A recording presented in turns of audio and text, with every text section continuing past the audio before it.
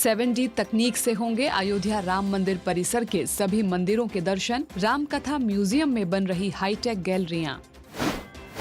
अयोध्या और काशी के बाद नाथ नगरी बरेली में नाथ कॉरिडोर का होगा विकास। सरकार ने जारी किया करोड़ों रुपए का बजट। उत्तराखंड चारधाम तीर्थ यात्रा को लेकर तीर्थयात्रियों में जबरदस्त उत्साह। दर्शनार्थियों का आंकड़ा 12 लाख के पार।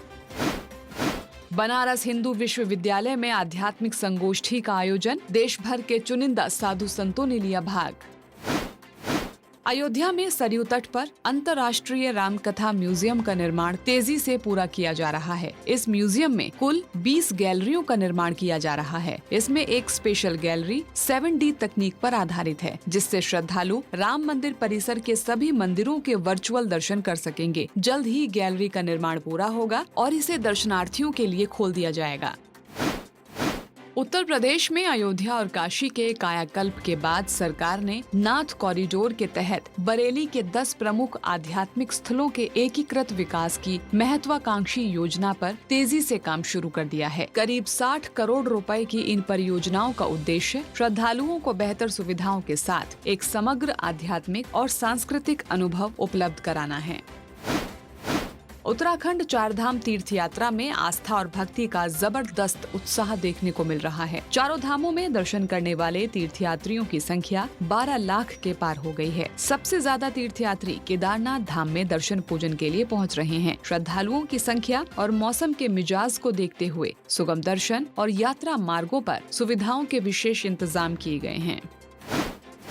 सोमनाथ स्वाभिमान पर्व पर बनारस हिंदू विश्वविद्यालय में आध्यात्मिक संगोष्ठी का आयोजन हुआ। इसमें योग ऋषि स्वामी रामदेव जी, स्वामी चिदानंद सरस्वती जी और आचार्य मिथिलेश शरण नंदिनी समेत देश भर से चुनिंदा साधु संत शामिल हुए। संगोष्ठी में सनातन संस्कृति की रक्षा, प्रचार प्रसार और भविष्य में आने वाली चुनौतियों को लेकर विस्तार से विचार विमर्श किया गया।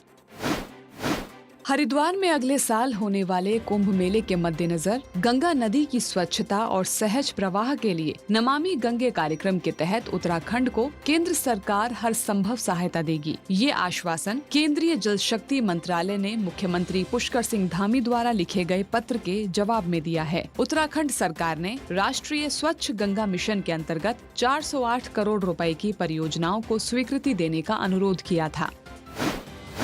ज्येष्ठ मास की अमावस्या तिथि पर 16 मई यानी कि कल शनिवार को शनिदेव जी की जयंती पूरी श्रद्धा के साथ मनाई जाएगी। वाराणसी में श्री काशी विश्वनाथ, बाबा काल भैरव, मंगला गौरी, संकटा देवी और केदारेश्वर मंदिर समेत शहर के 100 से ज्यादा मंदिरों में विशेष श्रृंगार, पूजन अर्चन और अभिषेक होगा। सूर्य पुत्र शनिदेव को न्याय और कर्मों के देवता के रूप में पूजा जाता है।